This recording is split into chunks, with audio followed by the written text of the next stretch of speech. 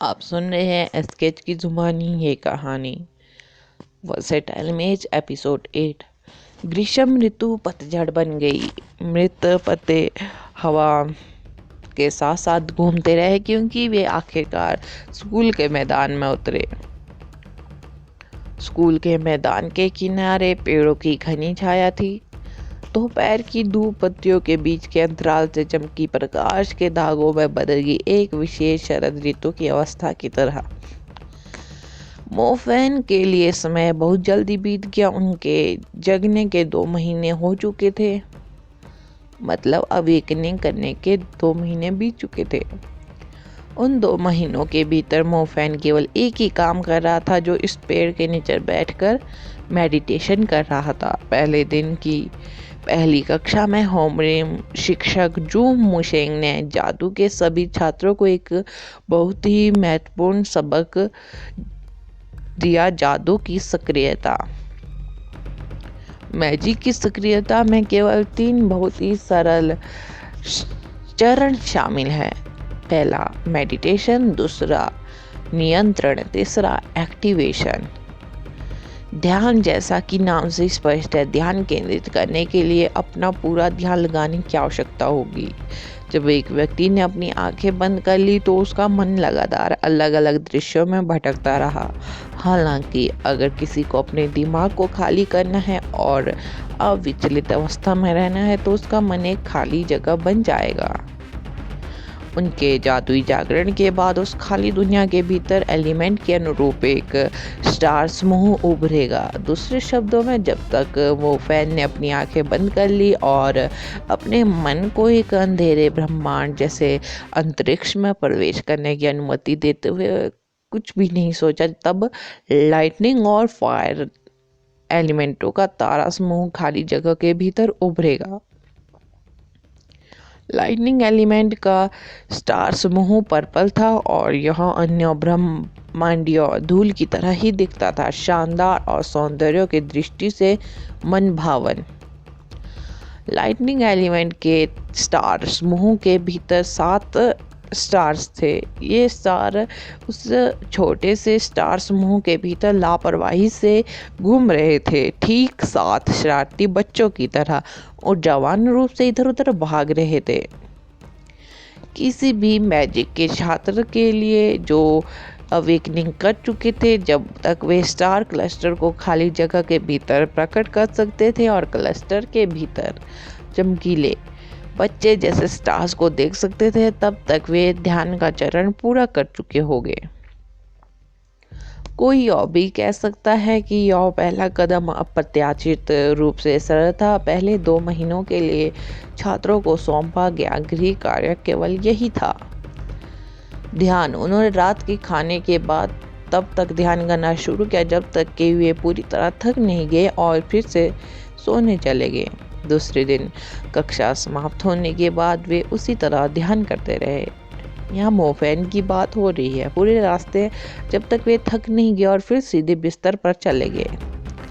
मोफैन सुस्त नहीं थे। उसने ऐसा पूरे 2 महीने तक किया। उन्होंने सप्ताहांत में भी बैठकर ध्यान किया।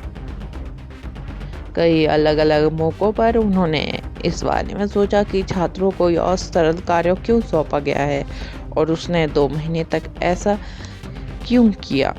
क्या होगा अगर मैं आगे बढ़ूं और नियंत्रण की कोशिश करूं? मोफैन ने सोचा कि उसके लिए ध्यान में प्रवेश करना बहुत आसान है, इसलिए वो अगला कदम शुरू करने के लिए उत्सुक था। मैजिक एक्टिवेशन का दूसरा चरण भी बहुत आसान था। ध्यान में प्रवेश करने के बाद कोई स्टार समूह को देख सकता था। स्टार समूह के भीतर 7 जीवंत और ऊर्जावान स्टार्स थे जो चारों ओर चक्कर लगा रहे थे।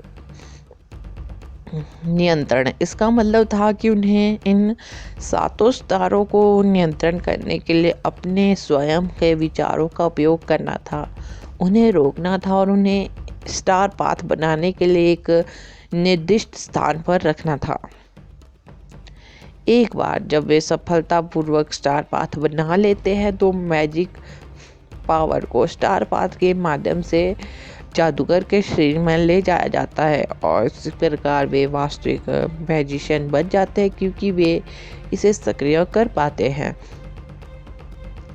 वे निश्चित रूप से बहुत तेज दौड़ते हैं।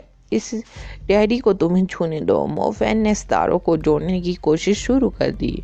उसने तारों को नियंत्रण करने के लिए अपने विचारों का उपयोग किया। फिलहाल मोफैन एक ऊर्जावान तारे पर बंद था। उसे आज्ञाकारी रूप से अपनी जगह पर रोकने की कोशिश कर रहा था। हुश! वह तारा अत्यंत शीतल था। इसने मोफैन को कोई तवज्जो नहीं दी। यह एक छोटे बच्चे की तरह था। एक अजीब अंकल से जल्दी से बच निकला। शिट!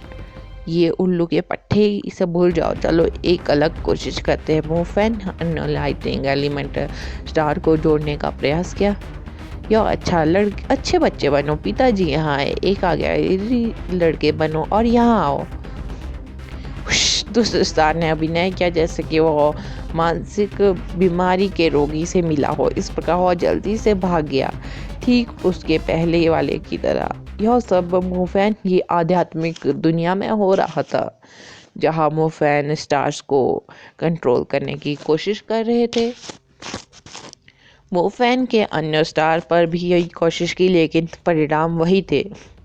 किसी ने अभी मोफैन की परवाह नहीं की। कुछ ऐसे भी थे जो तेजी से आगे बढ़ने लगे जब उन्हें लगा कि मोफैन के विचार उन्हें नियंत्रित करने की कोशिश कर रहे हैं। जब स्टार तेजी से परिक्रमा कर रहे थे तब जादू की शक्ति का संचालन नहीं कर सकते थे। यह बिल्कुल लाइटनिंग के तार की तरह होता है। विद्युत ऊर्जा तारा समूह का आंतरिक भाग है। यदि कोई विद्युत ऊर्जा का उपयोग करना चाहता है तो उसे तारों के साथ एक तार बनाना होगा ताकि वह जादूगर के शरीर में ऊर्जा का मार्गदर्शन कर सके। दुर्भाग्य से लाइटनिंग एलिमेंट स्टार्स में एक भी आज्ञाकारी नहीं था। यदि वह उन्हें नहीं छूता तो वे सब ठीक थे, लेकिन एक बार जब वह उन्हें एक दूसरे से जोड़ने का प्रयास करता तो वे जल्दी से भाग जाते। यह 500 पाउंड स्ट्राइड गम के टुकड़े जैसा था। वे बस नहीं रोकेंगे। इससे मैं कैसे निपटूं? इस डैडी को लाइटनिंग स्ट्राइक सीखने में कितने साल और महीने लगने वाले हैं। मोफैन का सिर दर्द हो रहा था। लाइटनिंग एलिमेंट का प्राइमरी रैंक स्किल था लाइटनिंग स्ट्राइक। प्राथमिक स्तर के जादू में यह कौशल सबसे व्यवहारिक होनी चाहिए। इसे सीखने और इसे नियंत्रित करने में कुशल होने के बाद मूल रूप से एक प्रमुख मुकाबला कौशल होगा। दुर्भाग्य से कौशल सीखना आसान नहीं था। लाइटनिंग एलिमेंट तारे अत्यधिक सक्रिय थे। उन्हें रोकने की कोशिश करना 1 या 2 दिन में पूरा दिन नहीं किया जा सकता था। मैं इस समय एक भी स्टार को नियंत्रित नहीं कर सकता। एक साथ 7 स्टार्स को नियंत्रित करने के लिए यह रास्ता वास्तव में बहुत छोटा नहीं है। निश्चित रूप से जादू पढ़ना सीखना एक ही था। यह कुछ ऐसा नहीं था जिसे आप कुछ ही दिनों में कर सकते हैं। मौसम ठंडा हो गया। शॉर्ट सर्किट और स्टंगिंग्स की जगह मोटी लेगिंग्स और पैंट्स ने ले ली। अनजाने में जिस मौसम में आप एक कुत्ते में बदल जाते हैं, अगर आपके पास हीटर नहीं है तो अंत में दक्षिण आ गया था। शिट! अगर मुझे पता होता कि ऐसा होने वाला है तो मैं पहले फायर एलिमेंट को जगाता। कम से कम मैं इस सर्दी को तो आराम से गुजार पाऊंगा। सुबह सुबह मोफैन ने छत पर नियंत्रण का अभ्यास करते हुए कहा। उन्होंने अभी 1 तक महीने के लिए खेती कर दी थी। मोफैन अब 4 स्टार्स को नियंत्रित करने में सक्षम था। तारों को नियंत्रित करने की प्रक्रिया खैरी से कैसे रखा जाए, यह एक एडवांस डोमिनो सेटअप की तरह था। दूसरे शब्दों में, यदि आप सावधानी से 4 डोमिनोज ईंटों को नीचे रखें और यदि थोड़ी सी भी लड़खड़ाहट न हो तो इसे एक छोटा कदम पूरा करने के रूप में गिना जाएगा। यदि एक डोमिनोज ईंट को ठीक से नहीं रखा गया तो वह गिर जाएगी और आपको इसे फिर से शुरू करना होगा। स्टार्स ऐसे ही थे। सबसे पहले आपको एक स्टार को लक्षित करना होगा और इसे रोकने के लिए अपने विचारों का उपयोग करना होगा। उन्हें रोकने की प्रक्रिया में आपको अपना सारा ध्यान उसी पर केंद्रित करना होगा, यहाँ तक कि अगर आपको किसी स्टार के प्रतिरोध का अनुभव होता है जो एक बड़े सिरदर्द का कारण बनता है तब भी आपको अपने दांतों को पीसना होगा और इससे अपना ध्यान भंग नहीं होने देना चाहिए। अपने दांत पीसते समय ही आप अपने ध्यान को अपने दिमाग में केंद्रित कर सकते ताकि उन्हें नियंत्रित किया जा सके और उन्हें रोका जा सके। तभी क्या आप कुछ हिंसक स्टार्स को आज्ञाकारी रूप से अपने नियंत्रण का पालन करा सकते हैं। एक स्टार के नियंत्रण में आने के बाद आपको अपनी चेतना को विभाजित करना होगा और दूसरे को मजबूती से नियंत्रित करने के लिए वही काम करना होगा। यदि कोई गलती से दूसरे तारे पर बहुत अधिक ध्यान देता है और पहले वाले पर समान ध्यान केंद्रित करना जारी नहीं रखता है तो मूल रूप से आपका स्टार पैटर्न पूरी तरह बिगड़ जाएगा और आपको दोबारा से कोशिश करनी होगी। शिक्षक ने एक बार पहले कहा था कि तारों को नियंत्रित करने का चरण अत्यंत कठिन है। एक ओर उन्हें नियंत्रित करने की कठिनाई बहुत अधिक थी, वहीं दूसरी ओर मैजिशियन को पर्याप्त आध्यात्मिक शक्ति की आवश्यकता थी। यदि कोई मोफैन की तरह हर रोज नियंत्रण का अभ्यास करे और हर बार जब वे इसमें विफल हो जाए तो उन्हें लगेगा कि उनका मन कुछ थक गया है। कोई एक दिन में अधिक से अधिक 2 घंटे अभ्यास कर सकता है और तब तक वह ऐसी स्थिति में होगा जहां वह लगभग मानसिक रूप से टूट चुका होगा।